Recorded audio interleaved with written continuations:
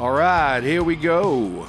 Another TrueBrew Bobcast here at the end of Detente Road in Youngsville at Cafe Detente. Stumbled on my guest just a few minutes ago. Cool dude, been knowing him about 5 years, Mr. Travis HeLaire. Yes, sir. You have any nicknames? One Love. One Love. Yes, sir. Can I call you One Love? Call me One Love. All right. So, a lot of y'all are going to recognize One Love, Travis. And if you travel on Acadiana thruway, I call him the Firewood guy. That's everybody talks to him. He's got all that firewood. He works at it all year. The Woodman. The Woodman. The Woodman. Anyway, he's been providing us wood for a bunch of years. I always thought he was a cool dude, good vibe to him. So I said, man, you want to do a podcast? We just unloaded the wood 3 minutes ago. Can't believe he helped me all this time. There you go.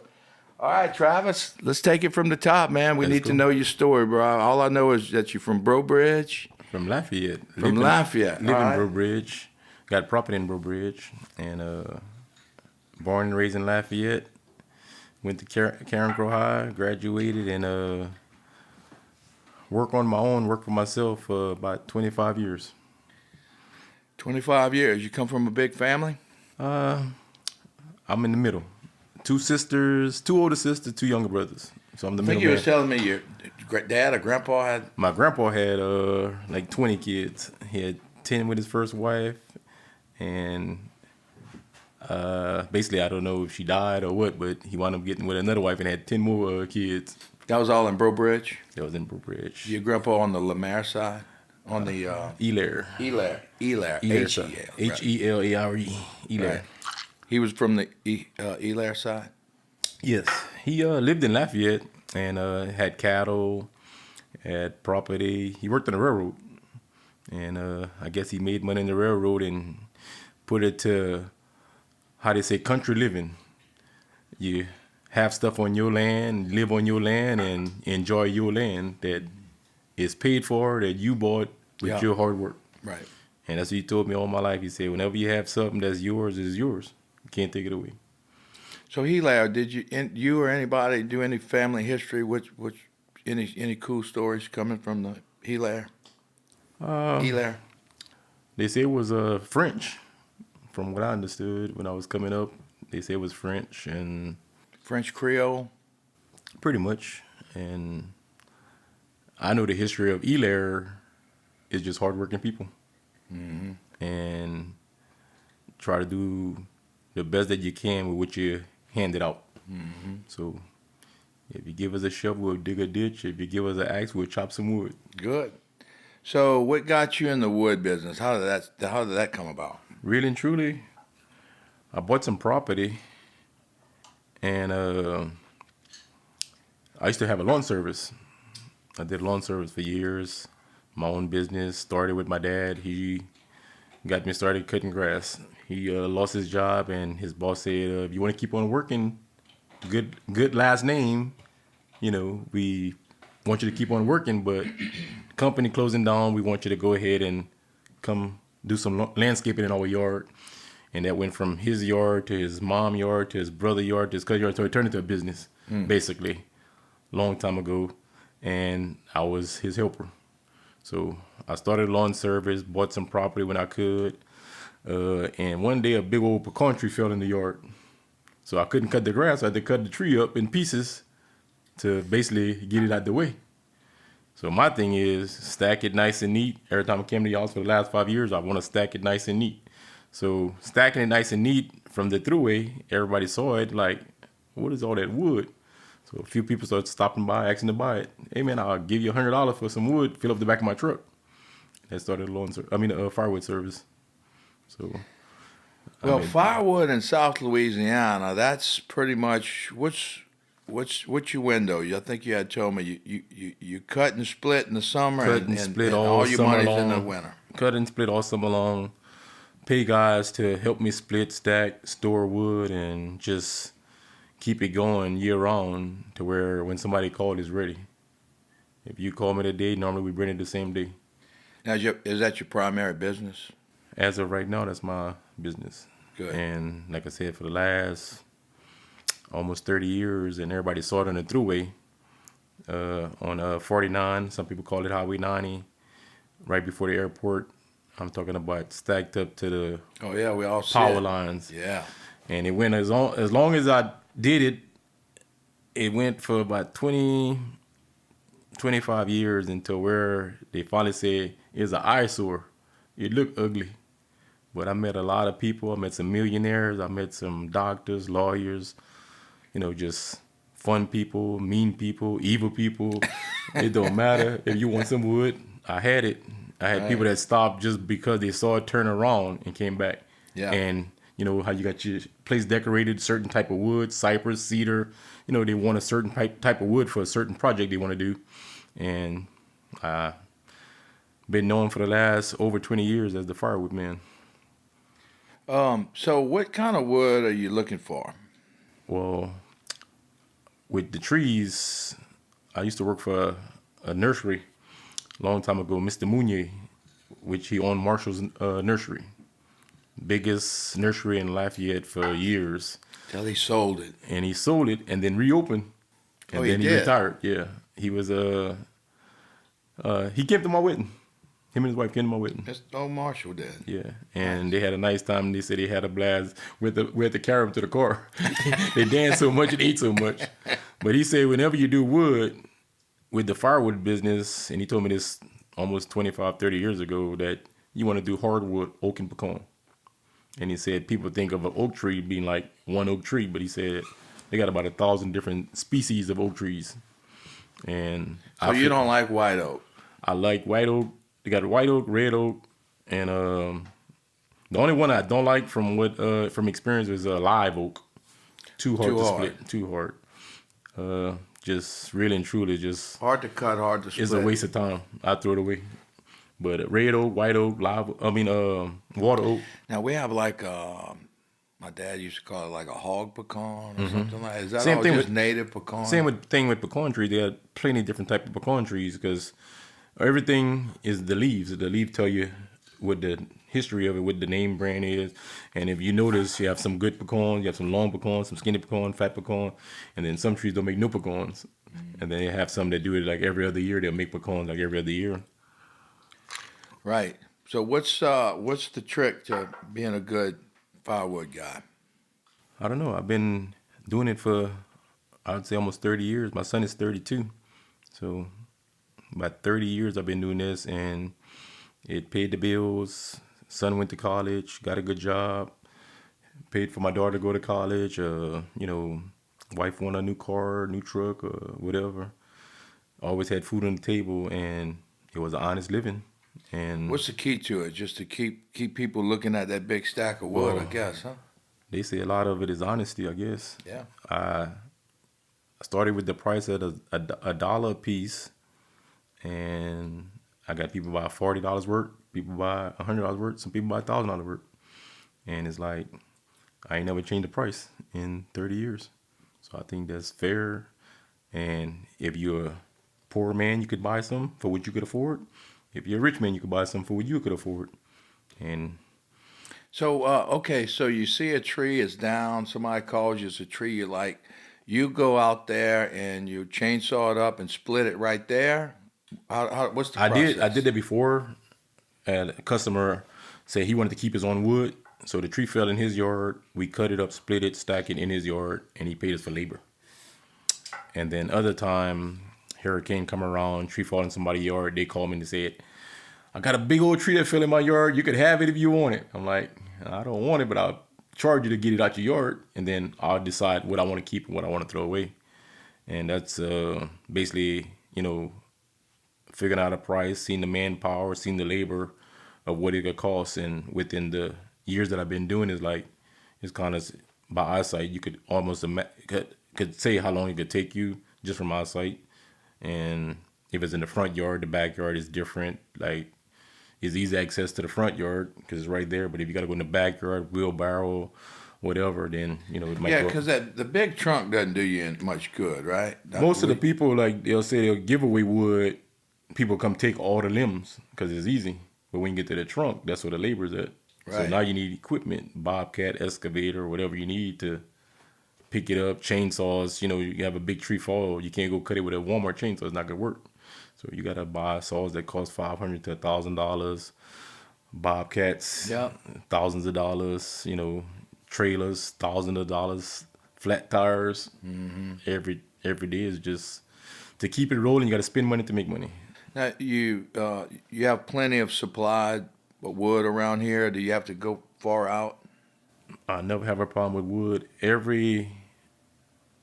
I would say about 90% of the tree service in Lafayette want to donate wood to me. Like, you could have it because we don't want it. We're going to throw it away anyway. If you want it, take what you want, leave what you don't want. And they'll call me up and say, look, I'm on so-and-so street in Youngsville or Lafayette. You bring your trailer, we'll load you up, and you could drop off with just what you want.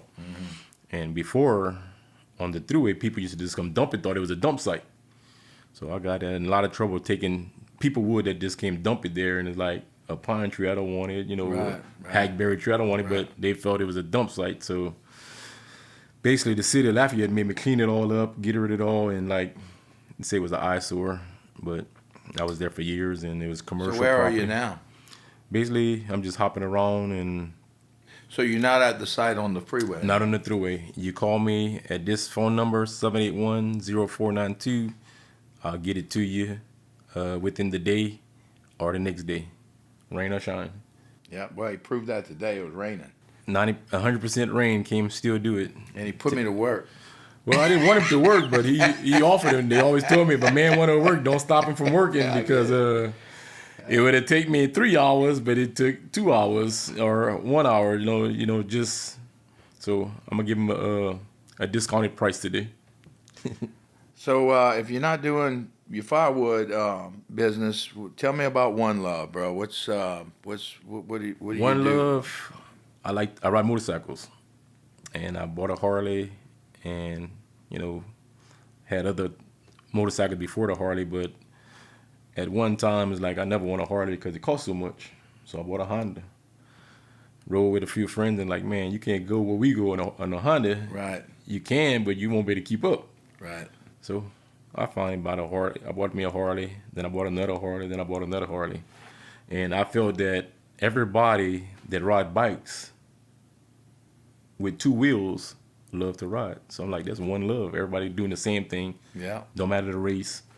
Right. You got a bike, you got a Harley, you pull up to the Harley place worldwide, somebody will come talk to you if you got a nice bike. And they just look at your bike, you look at their bike, and you talk for 3 hours, like just talking about a bike. What's your favorite bike you got right now? I bought the brand new CVO Road Glide 23. The whole frame change, saddlebag, tour pack, all of it is just all completely different, lighter, faster from the factory. And supposedly at Cajun Harley Davidson, I was the first one ever to buy one worldwide from hard work. But I didn't like the color too much, so I traded it and bought another one because I wanted a different color. So What color you got now? I paid another $10,000 just to change the color. What color you got now? They call it whiskey neat, like a burnt orange, almost like the Harley colors, the Nice. burnt orange. So that's me. Man, I remember in the early 90s, mid 90s, Harleys got big. I looked at one, rode one, did all that stuff, never did it. My dad was always tried to keep me off of them. It's I dangerous. guess for a good reason. But it seemed to be a little faddish, although they were just awesome deals. And then it looked like it was more of a midlife crisis thing going on for a while. And then it looked like that's kind of went away, and it's kind of going back to the original biker love. It's so. I guess my question is, what's the state of the bike riders right now? I'll tell you right now, one of my buddies said all the time, he said, you got to have a little bit of money to own a Harley. If you don't have a few dollars in your pocket or a nice credit card, you're not gonna go forward or harder because it breaks down to where everything you buy costs $100, and that's the But they're HD. pretty reliable now, right? They are. They'll get you where you're going, and the more you do it, the more friends you meet on the road, and you make a phone call anywhere, and somebody can come help you if you're a biker. It's like a biker code. The biker code, yeah. If you see somebody on the road, on the side of the road, broke down, no matter who they are, black or white, if you see them on a bike and they got a breakdown, stop and help them, or call somebody to help them figure it out. So, how does the biker community around here communicate mostly? Like y'all in a big text group or something, or y'all They have show up somewhere? like Facebook is like the biggest thing with social media and all. Yeah. You post, hey man, my mom just passed away. We're gonna have a benefit dinner next Saturday. I'd like to get the bikers involved. Yeah. And then it just spread to where you might have 500 people show up. God dang, bro. Huh? It depends on your loyalty to the club and to the biker set, to where Now, is it organized, One Love? Like, or everybody just it have y'all don't have like a board or anything, huh? yeah. Y'all do? If you're in a bike club, everybody say bike gang, but it's a bike club. They have a president, vice president, treasurer, secretary, and organized to where nonprofit, give back to the community, and we go to shelters, help out cooking or serving food. I've been to some Christmas events where we hand out toys. Sweet. And they got one coming up, Cajun Harley Davidson. They go to the casino, and it's Mal Perret. Yeah, do a lot of stuff yeah, for, it's a big one. He does the runs and all that stuff. Me and my wife been doing that for at least 20 years. Going to Really nice. every year, and you enjoy it. Then you meet people, and then the people you meet, like, you just turn into a family. Is it mostly like day rides, or do y'all kind of like y'all cover some ground sometime? Well, I'm gonna tell you, they got different bikers. They got some people that ride 100 miles at a time, only go from here to there, nothing further than 100 miles radius. And then we do like 1,000 miles, 2,000 miles in a day. Like 1,000 miles a day is like, You'll do 1,000 miles a day. Man, why would you want to do 1,000 miles a day on a bike? because once you get on it and you get to riding, and if you got some money in your pocket and a credit card on vacation or whatever, you go from here to Chicago, and they have an event over there. You drive all the way over there, and I did it 3 times. Now, do you have a trailer at, or is that against the code? Well, that's the same thing, depending on what kind of biker you are. You could be a rider, or you could, you ride to the event, or you could trailer to the event and then take it down and ride your bike in the neighborhood and then put it back on. And because, just to go to Atlanta or Chicago or Dallas, if you're a real biker, you ride your bike where you're going. Mm-hmm. A lot of people say when they get older, your back start hurting, or for whatever reason, they'll put it on a trailer over there, 2 buddies riding together, get to talk on the road while you in the truck. Mm-hmm. And then when you get to the event, you take your bikes down.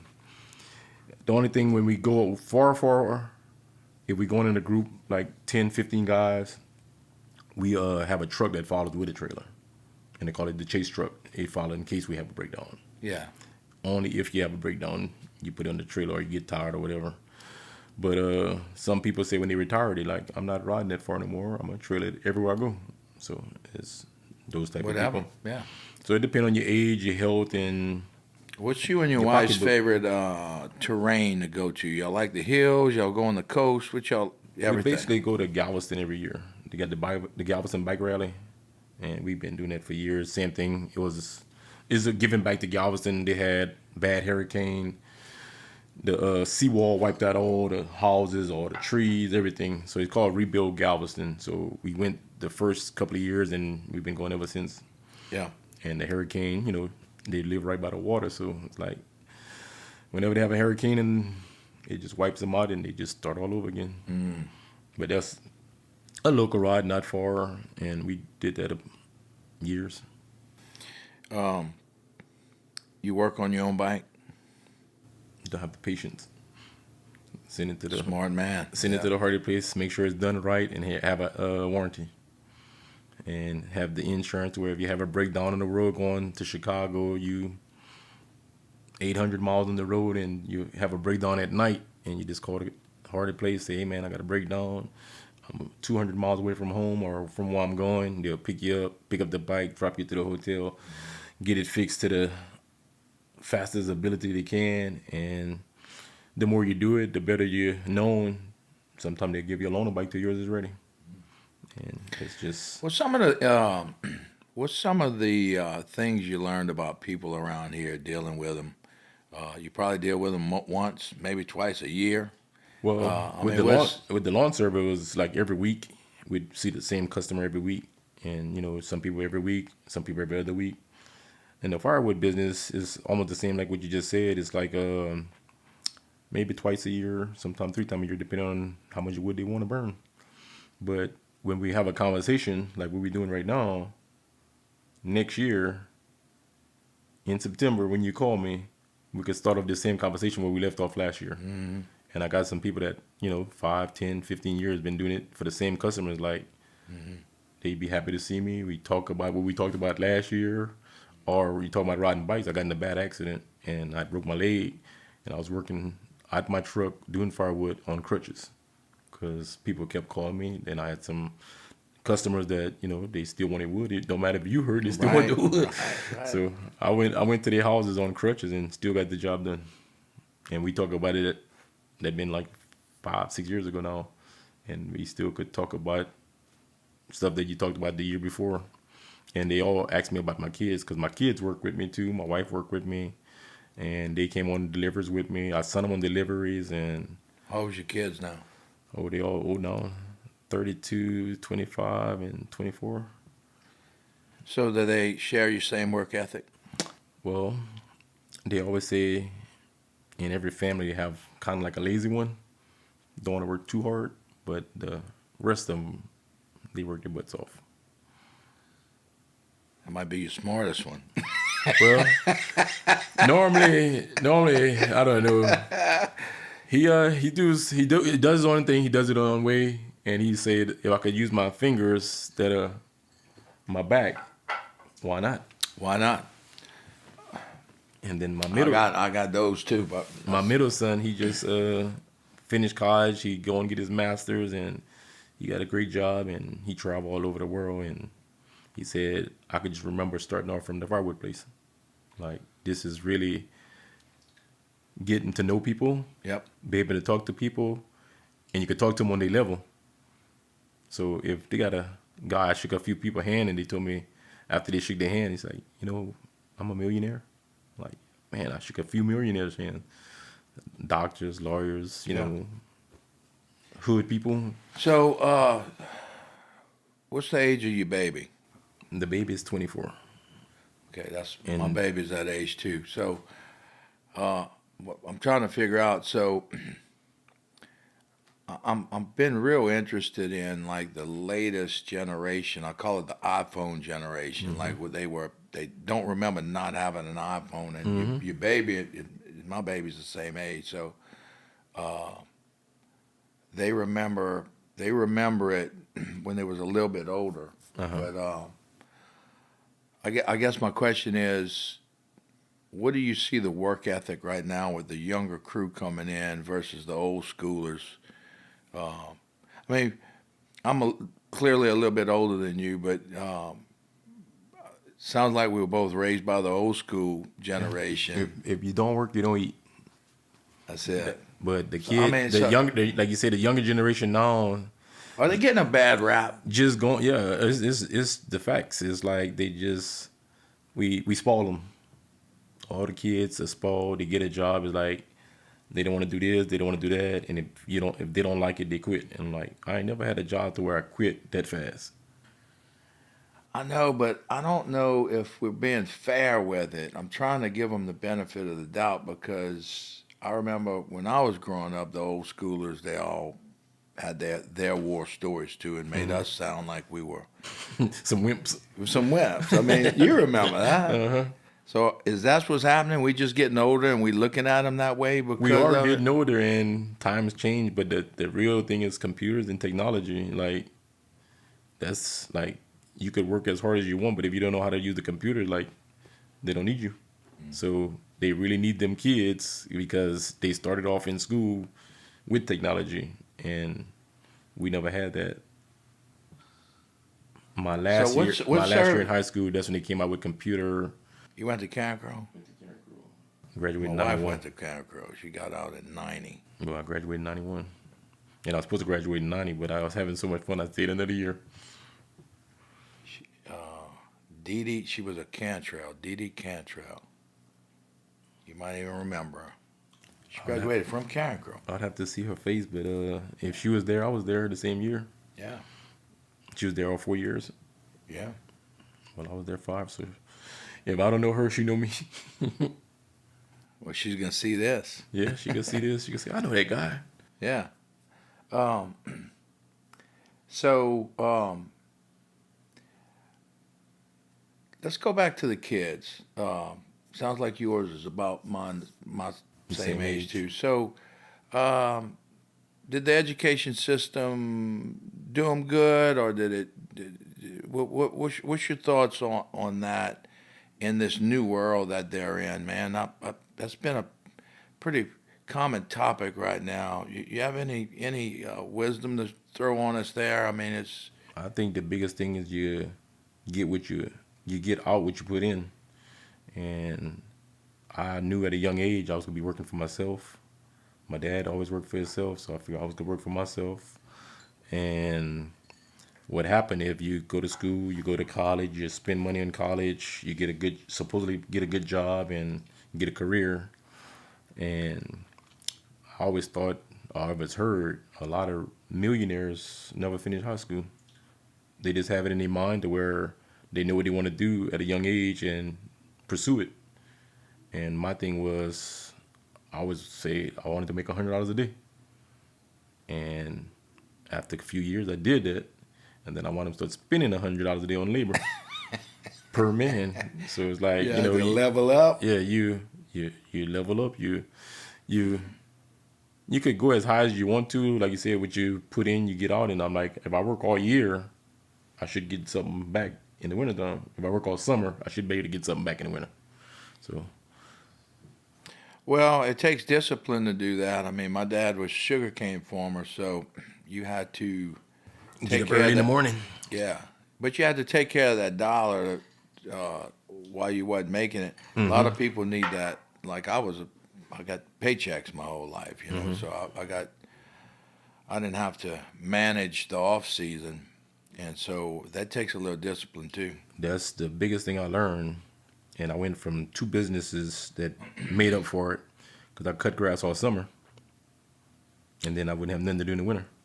So my wife and I, we've been together 35 years this month, 35 years. Nice. And we met in high school. Did she go to Karen Grove too? She went to Northside. But she knew at a young age that she said she wanted to be with me for the rest of her life. And I didn't think that, didn't believe that. I was 17 years old. I didn't believe that. She was 15. But it's 35 years this month, September 25th, 35 years together. And Congratulations. what happened, she always carried me in the winter. With her job. She was in the oil field. She worked for PHI. She worked in the oil field. She did a lot of stuff. She knew a lot of stuff. But her biggest thing is saving money, like you said, for that rainy day. So she always put money aside and always spend it. So when I figure out selling firewood, I can make money all summer. And then the winter, I can make money all winter. So it balances off to where you make money year round. So what's your secret, y'all's secret for 35 years? I would say it's not easy. It's never easy, but It's worth it. it's worth it in the long run.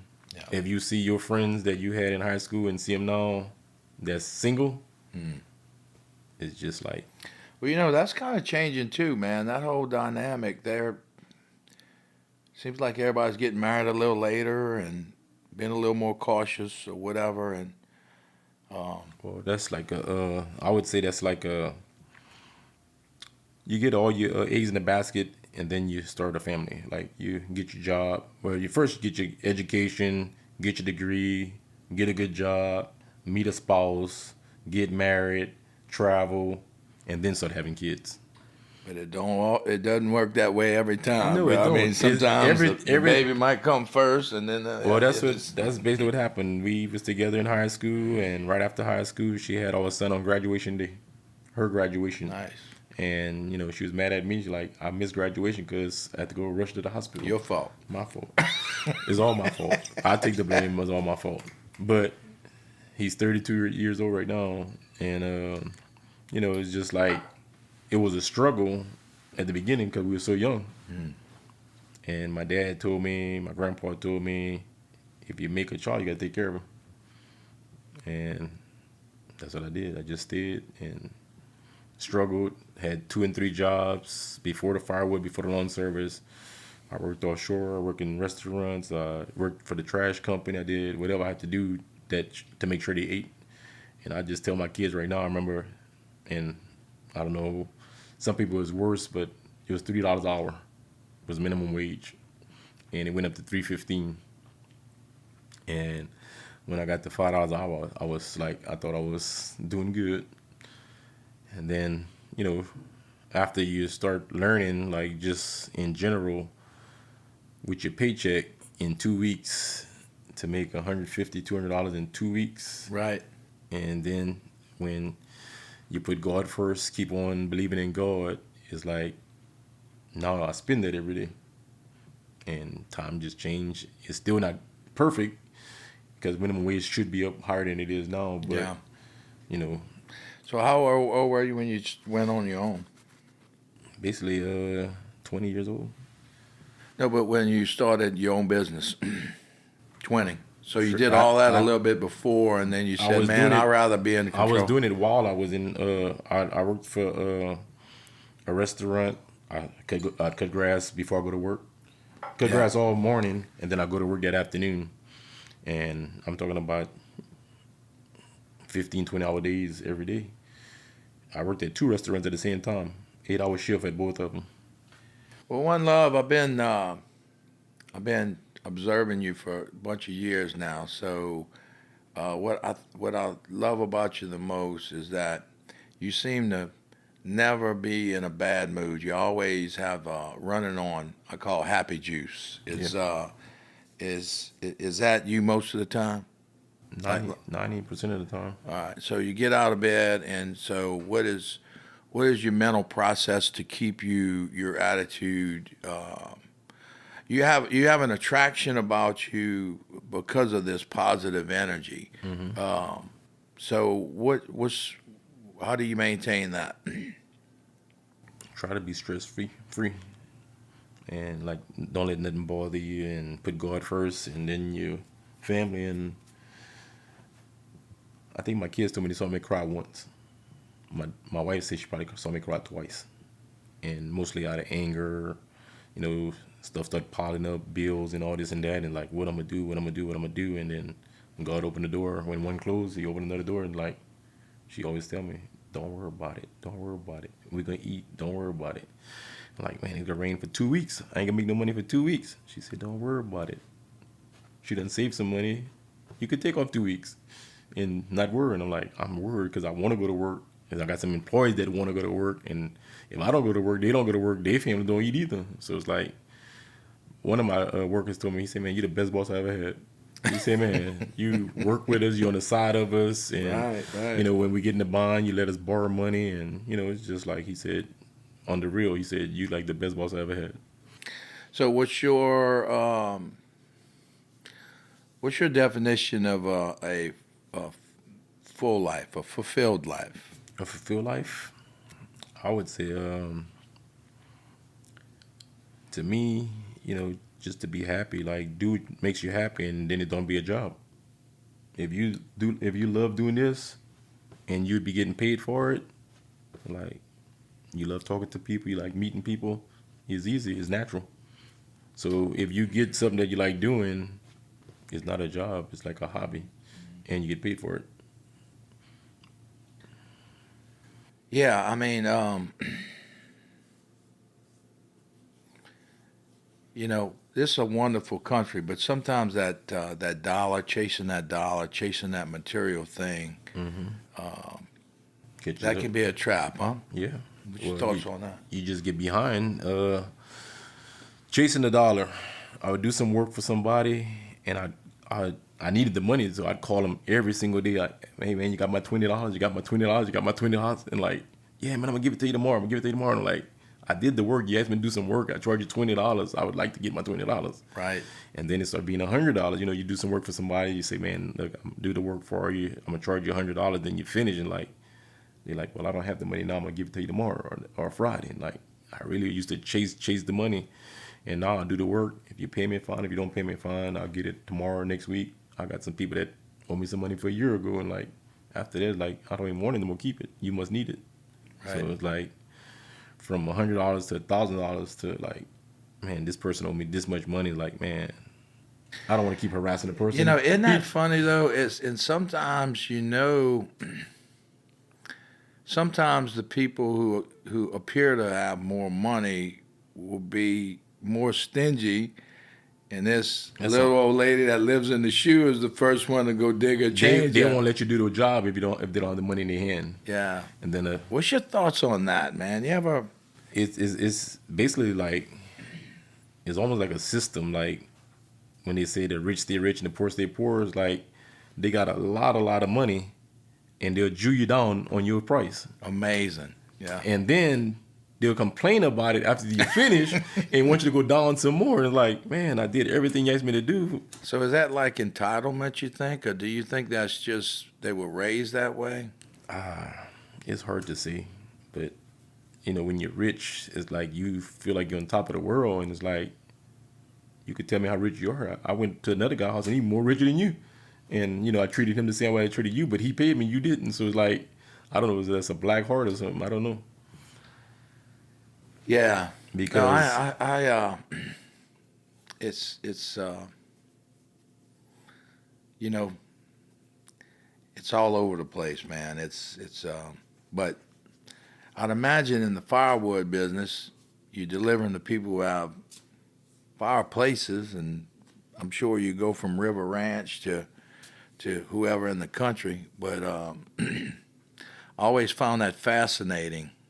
well, Because you hear that from a lot of Yeah. the contractors. You're like, man, I don't work for this dude anymore. Yeah. You know, whatever. well, I like same thing like you, like just talking to people and communicating, and you know, if you fair with me, I'll fair with you. If you tell me you don't have it, you don't have it. I'll still give you the product Right. because it's gonna make you happy. Your kids gonna enjoy it. Your company gonna enjoy it, and it's like a holiday thing, like Christmas, New Year's, Halloween. Basically, what they enjoy the firewood with, like just with family. Nobody normally do it to stay warm no more. A long time ago, when my grandpa was doing it, it was like we're gonna cut any tree down or split any wood that's on the ground dead to be warm for tonight. And now it's like it's just Ambiance. it's basically a show. It's like I got an outside kitchen, I got a patio. All my neighbors Yeah, are but coming. man, I love watching a fire, bro. I love it. My wife love it. The kids love it. And you know, anytime you got a fire and some liquor, Yeah. you can stay there for hours. yeah. As long as the fire burning. And I tell There's some everybody on the stove. I tell everybody, they tell me a number that they want, and I try to get them to get more. Oh, you're good at that, bro. You What? upsold me last year, man. You came over here. Upcharging, not to upcharging, getting you more than you need because you can need it anyway. No, but you do it in a smooth way, man.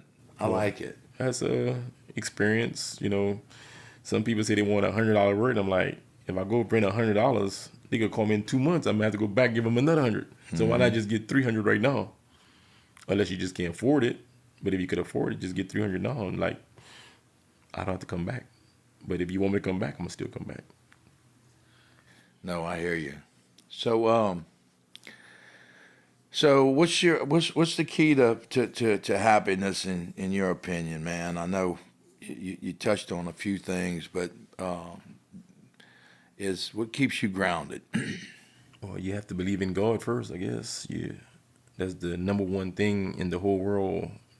No matter your parents, your spouse, your kids, if you put Him first, and nobody's perfect, They never had another perfect man on the earth. So it's like you just do the best you can and try to maintain, because it's just the crime is bad, the pay is bad, the economy is up and down, it's just real bad. No matter who you are, you still gonna struggle to a certain point, and living paycheck to paycheck is like, you're struggling. And once you could get to a certain point to where you could enjoy life, you could go on a vacation, you could, buy you what you want instead of what you need. It's like, it's like you feel more comfortable. Like, you bought something, it's paid for. You bought this land, you build what you want on it. You build the studio. Nobody can come take it from you because you work for it.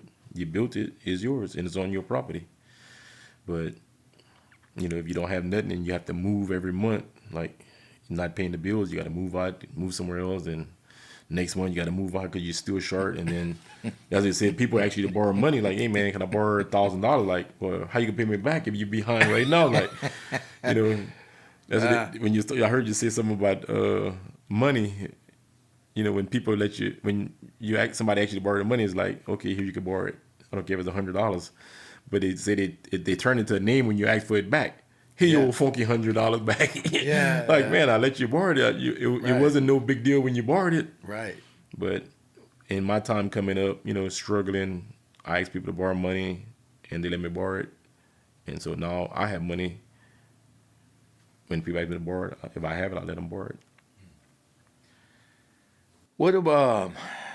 What's most of your conversations during the day with all these people? Is it a lot of small talk? Everybody want to talk football or this and that, or do you what's the range of conversations you have when you're delivering wood or people picking it up? Most of the time, depending on how hot it is, they always say it's hot. They always talk about the weather. Man, it been raining all day. Man, it been raining all week. Man, it's hot. I don't know how you do this in all this heat. Then when it get cold, man, it's freezing cold. Man, I sure need some wood. So it's almost, I think the biggest topic is weather. But do you ever like test your audience? Are you just trying to sell wood, or you seem like a person? I like the relationship, because once we have a relationship, I know I'm coming back next year. Got it. And I tell people that you could sense, just like your dog could sense somebody that's evil. They'll start barking at that person, and another person, they won't even bark at them. Right. But, when you feel somebody that's evil and they come and they ask me for some wood, and I'll be like, I'll tell you a price. They want you to go down, or, they tell you all kind of stuff. And I'm like, man, if you really don't want the wood, just don't get it. Get it from somewhere else. You don't have to buy it from me. Get it from somebody else. And I saw that a couple of times, and, they had customers that asked me to do stuff, and I did it. And I'll be like, this is my last time coming. I won't come back. But then another person called me, you in particular, I'm coming. I'm coming right now. Like, what are you doing? I'm coming right now. Like, I'm stopping to do it. I'm coming. I'm already on the road. I'm going to do it now. But then another person that, I had a bad vibe with last year. Yeah. They could call me 10 times and I'm still not going. Yeah. No, I get it. Life's too short for all that. Yeah, I told him, I said, if you're not going to be happy, just don't get it from me. Yeah. So, like, that first cold front, your phone blows up. The first cold front, at least 100 calls in one day. And most of the time I tell them, I'm going to try to do as many as I can today, and I'll be back tomorrow doing the same thing again. And I got some customers, like, not say smarter customers, but in the just knowing the history of firewood, the earlier you get it, the better wood you get, the quality of wood, because I split it in January. So if you call in September or October, you'll get the drier wood. If you call when it's freezing cold in November, I done sold so much wood already. It's like, this is all I have left. Right. I could still burn it if you want it. But I'm going to tell you ahead of time, it's not going to burn as much as the guy that bought it in September. It's not going to burn as good or as fast. So my regular customers, they'll call me early, or they'll just get double what they need. So when one pile goes down, they just start on the other pile, but they call me to come refill it up again, even though they don't need it, because they know they're going to use it next year. And that'd be the best wood, the wood from last year. it'll burn much faster, or you could start your fire with it, or I got one lady, she called it to overnighters. I fill up your rack, give you what you asked for, and then some big ugly pieces. She said, I want the overnighters, because she said she put it in her fireplace at night, and then when you wake up in the morning, the fire is still burning. So she don't have to start it all over again. But I just tell her, be careful. One Love. Hey, so I gotta let him get back on the road. I just thought it was be interesting to get him to talk to everybody about that business we've been seeing for so long out there, and your big smile and all those good things. What's the best way people can get in touch with you? The cell phone number, having the same number for 30 years. What is it? 337-781-0492. And I got a guy call me yesterday. He said, man, I moved 2 years ago and I moved back to Lafayette, and I wanted to know if you still deliver wood. I'm like, yeah, you still got my number. I'm still doing it. And he said, I've been buying from you for a long time. And he wound up, I think he moved to Houston or Dallas or somewhere. I don't remember where he moved at, but same number. I had one lady call me. It was like 5 years later. Her and her husband got a divorce, and her husband used to always buy wood. And, she moved out the country, out the state, or out the wherever. She just moved. And 5 years later, she called me back. She said, I just wondered, do I have the right number? Are you the firewood guy? I said, yes, ma'am. She said, well, we just bought a new place, and we got an outside kitchen and this and that. And, I want to continue buying wood with you. I said, well, I'm on my way. And then, like I said, with the years of doing it, with the kids, once the kids get old enough to buy their house, move out their parents' house, I get them as a customer too. So now you got the parents, now you got the kids buying wood from me. So I bet you stay in shape doing that, huh? not as much as I want to, but I don't have to go to the gym. I should still go, but I don't have to.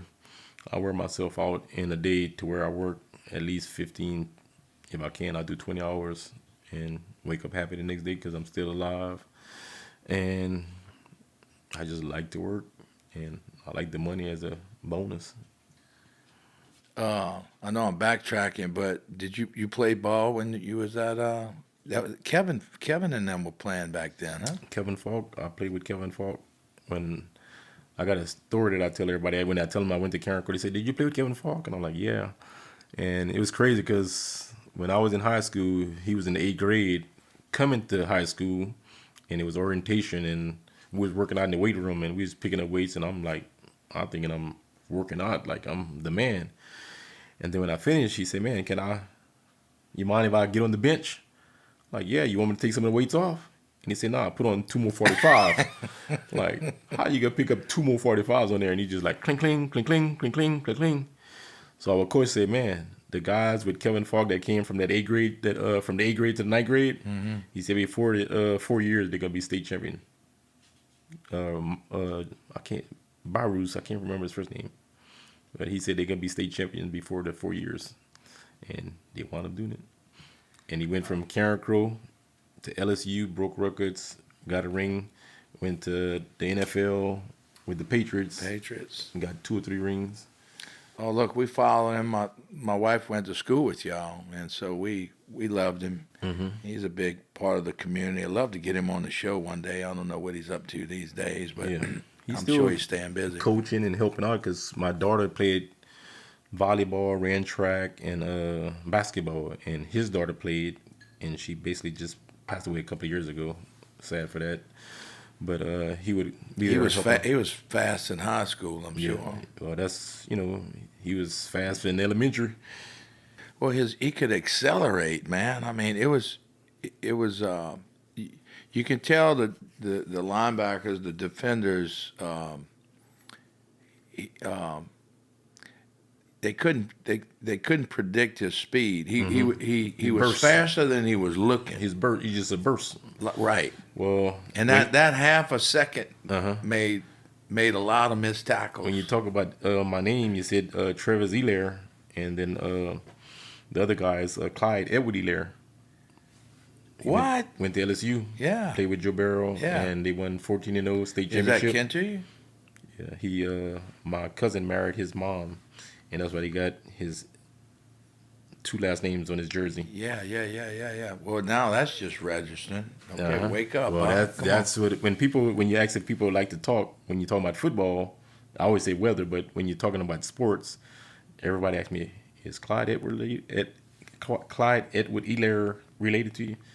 I say he got the last name on his back of his jersey, so Right. number 25, Kansas City Chief. Yeah. Got 2 rings just started, and they trying to break a record to get 3 in a row. Yeah. Yeah, he got hurt that first year, but he's looked a lot better last year, and I think they can probably use him more this year. But I tell you what, that 19 season, man, at LSU, Yeah, that's going to arguably be the 14-0, best one ever. and he ran the ball like every play and got the yardage, and they all went to the NFL, and it's crazy when they got to play each other. Everybody went to a different team. Some went to the same team, but it's like when you get on the field, you got to play that guy. I know that guy. We was on the same team in college, so you shake hands, you make friends, and you go on, and whoever won the Super Bowl get to brag about it until next year. Well, I got to tell you about something about our little town in our area. We've been putting out some Quality. some high quality, man. Especially receivers, man. We got this is a hotbed for receivers right now. I don't know. Like I said, the new generation is what they put in the food, because everybody getting taller, faster, stronger. I remember my coaches said that if you want to play football, you got to be faster, stronger than your opponent. Like, you have to outdo that other guy that's standing in front of you. Yeah. So if you think you could hit hard, you better start hitting harder because he hitting hard. If you think you could run fast, you better start practicing because he could run fast just like you. So you always want to be one step above. Well, and they are. I can it's tell. I cute. mean that you can't argue with a clock or He was talking about Kevin Fogg when we went in the weight room. And when I started as a freshman, I couldn't even pick up the bar. Couldn't pick up the bar by itself, and that was 45 pounds. What was your age difference? I'm probably 4 or 5 years older than him. So he came behind you. Yeah, when I was graduating, he was probably a sophomore. That's right. No, that's correct. So I would say that It was fun watching him. Yeah, like I said, it's just like the team that they had been playing together since Biddy football, K-Side, all that, and the group of guys that he had with him, when the coach would call a play, they would just do their own play. And like, man, why you did that? Like, coach, I just made a touchdown. Like, but that's not what I told you to run. Like, we still made a touchdown and we won the game. But they had been playing together for so long. It's like, Yeah, they knew. you don't have to tell me what to do. I'm gonna be there. Just throw the ball right there, and that's where I'm gonna be. That's where I'm gonna be. And that's what he do. Just throw the ball, and that's where you at. And if nobody open, you just run it. So he was a good quarterback and a running back. Like, you couldn't predict what he was gonna do because he could keep the ball, he could toss it off, and like. Well, the game's Catch me. changed so much, though, man. Basketball too. It's just changed. I guess for the better. I don't know. They, like you said, they just smarter, faster. I mean, your tight ends now look like a big center, and your big centers look like, your tight ends are more of a wide receiver than anything. That's and what I then- was talking about. When I was in high school, I couldn't pick up the bar my freshman year, and the coach said, if you want to play, you got to work out. And I worked my butt off, and they had a thing called a 700 club, bench press, power clean, and Yeah, squat. yeah. And I made it to the 700 club my junior year, and they came in their freshman year doing double that. I'm like, wow. Well, nutrition comes in, and back then we would start training for football. I'll speak for myself. A month before the season started. These guys are all year round. Yeah, man. well, that's what I was. When you say that, when you talk about the firewood, I never was in the firewood business. Like I said, it just happened. But when I would do it, I would wait till October and start splitting wood, and then I'd run out. Everybody keep calling and calling. I'm like, well, I got to You split. split wood with an axe? No, I got a machine. Oh, I got It's it. a log splitter, hydraulic. But I used to do it by myself before I had a crew. And, I would have to split wood tonight to come deliver it to you tomorrow. So I'd be up all night splitting wood. So from when you'd call me in October, hey, man, I need some firewood, and I ask you how much you want, that night, I would stay up all night getting bit by mosquitoes, getting you prepared for tomorrow. And if I had 4 or 5 customers, Right. it would kill me. So I said, well, I'm gonna start being prepared. Just do it year round. So split wood all summer. So when they call in the winter, it's right there. It's already in the trailer. Well, um, you know, anybody knows anything about a fireplace or burning wood, you gotta split it up and all that good stuff. And man, a bad split in green wood You ain't gonna have isn't fun with the fun. fire. Isn't fun. So, well, Well, man, look, I appreciate I got one more thing. They had a Yeah, guy. go ahead, He said, give it up. "Man, I don't know why." He said, "Your price is kind of high, kind of pricey." I'm like, "What you mean?" I'm like, "That's $1 a piece. Like you put it in the fire, it's like $1 burning." Right. He said, "I think that's a little bit too high." He said, "Next year, I'm gonna do my own wood." Oh yeah. So hurricane came. He went in his neighbor's yard and his yard and got some logs from every neighbor in the neighborhood. Add that up, bro. Went rent a log splitter for the weekend. Split wood for the weekend, Friday, Saturday, and Sunday. Brought the machine back Monday. Mm-hmm. He was the first one to call me next year. He said, "Please bring me some wood, and I don't care how much it costs, because I'm not doing that again." I said, "Well, it's not easy." Well, you set up for it. You know how to do it. You guys know how to do it. But you know, it doesn't take long on a chainsaw and a splitter and all that stuff to know that Some work.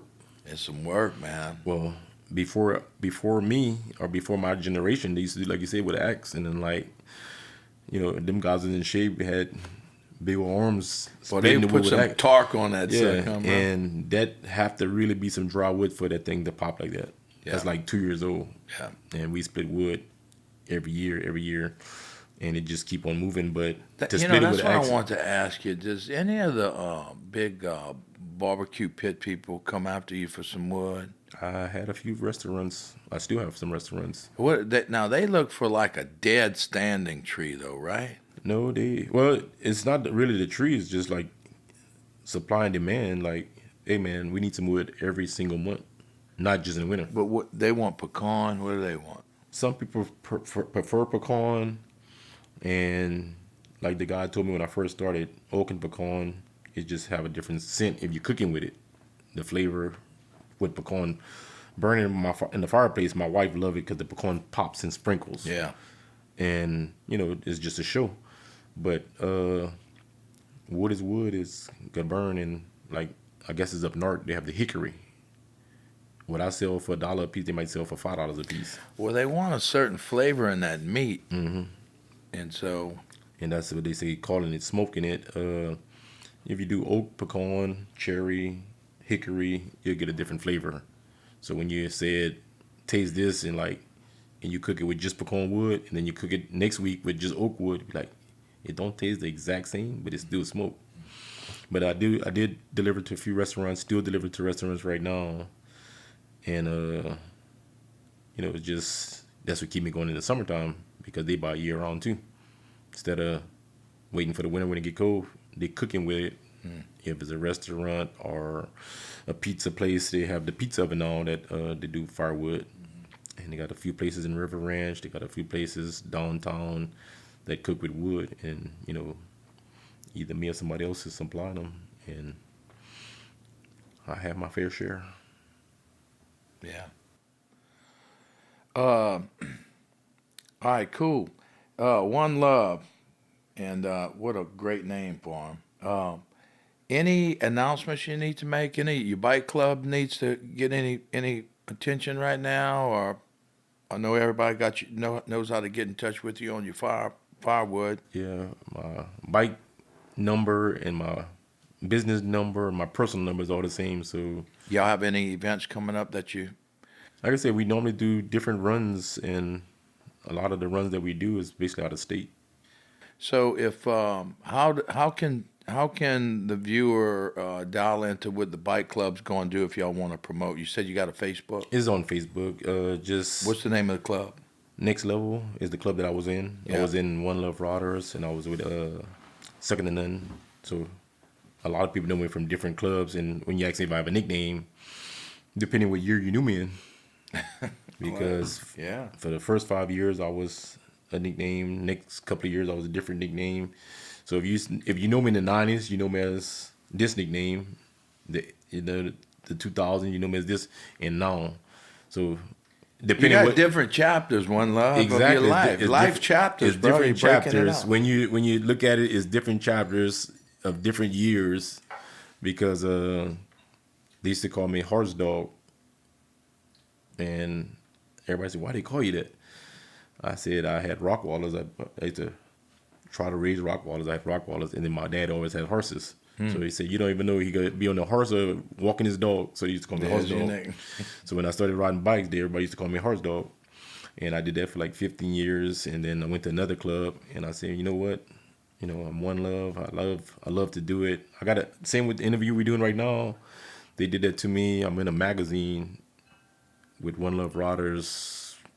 And One Love Riders comes from you. You started. I was the president, and it was a few guys, me and my wife. It was everybody said it was a couple riding club because it was all husband and wives. And we went to a roundup. They have the roundup every year, somewhere different every year, and we was out of state, and somebody stopped and said, "Man, you look like you're happy and you're enjoying yourself, and like it's One Love Riders, and like we just try to meet up with people that you met last year from somewhere different, and every year you meet 100 new people." Well, it looks like we alike there. I just like meeting people, and that's why I have the cafe, and very not much different than your club, I bet. Same thing. Me and my wife just like to meet cool people, and we have just events and podcasts and different things. And I'm gonna tell you a little bit about that veillée. We have that veillée on October the 12th. Have a little band out here and stuff. Should have a pavilion, but we'll visit on that after. Okay. Yeah. All right, One Love. Remember, get the app. Go to the app store. Cafe Détente. Looks like a little coffee bean. Jump on it. We have the Cafe Chronicles on there. That's going to start popping up a little bit more. We have our website, and we have a lot of events that's going to be coming up. Look for the open houses. If you check that out, come on by, drink some coffee, see what the space is about. If you need a place to rent, from a sales meeting, a manager's, a shower, whatever. You can find us at all those places. Follow us at Cafe Détente LA, and we can hook you up. And hope to see you soon. One Love. Thanks for stopping in, bro. It was a pretty cool evening. Every time you call, I'm coming. I know he is. I'm waiting for him to cook. When he cook, I'm gonna come again. That's what we're doing on Yeah. the 12th. I'm gonna fill you in. Yeah. All right, that's it, man. You can come back on the show I'll come sometime back in the again. future. Yes, sir. Maybe next year when you're delivering the wood. I'll be here next year. All right, cool. All right, y'all be good.